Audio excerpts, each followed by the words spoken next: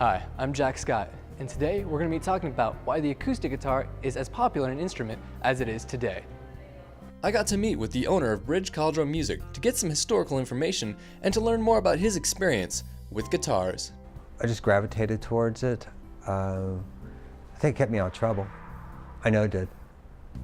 It was a gypsy's guitar, and the young men were not permitted to learn the guitar in a technical way because they would end up in the gypsies and go to bars and lead a poor lifestyle.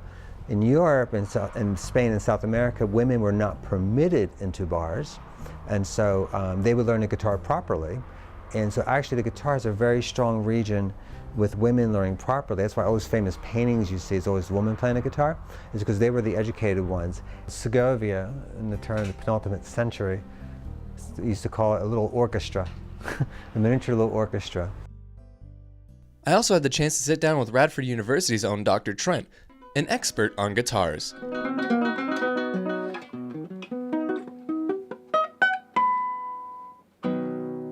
Well, there's always been music in the house. My mother was a pianist. Then I discovered the guitar, and I wanted to do that. And I really just never looked back.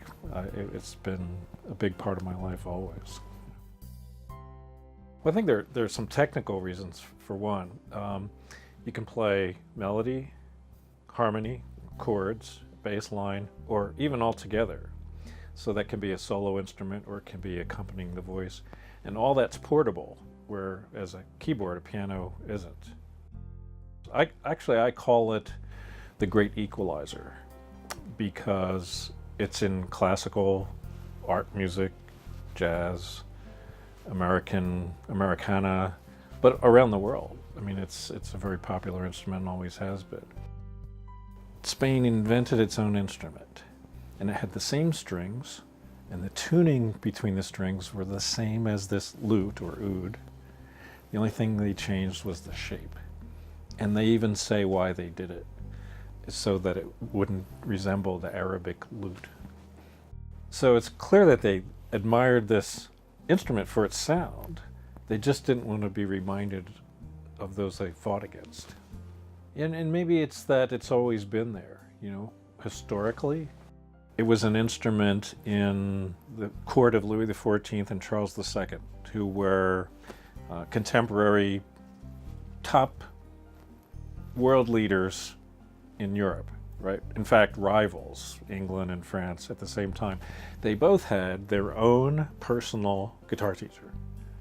And it just wouldn't feel right to talk so much about the acoustic guitar without giving a little spotlight to the electric guitar. Jazz bands, they liked the sound of the guitar, but it just wasn't loud enough. And then someone found a way to add a transducer to it, which a microphone is a transducer, of course, but adding it to the body of the guitar so that that player could be heard other than and above just the strumming. And that just out of mother of necessity kind of moment. Okay, let's attach this here so we can hear you.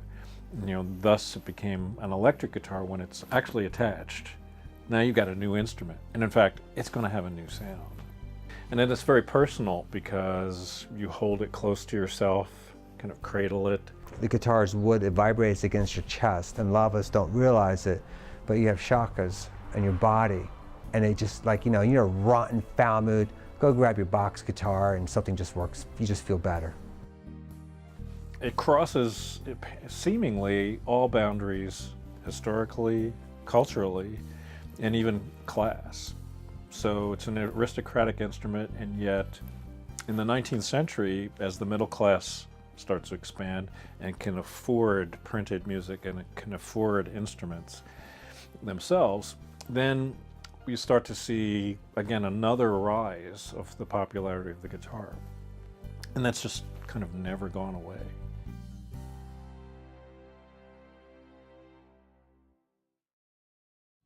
Well, now I hope that you have a better idea as to why the acoustic guitar is such an important contributor to music history. Thanks again for watching, and have a great night.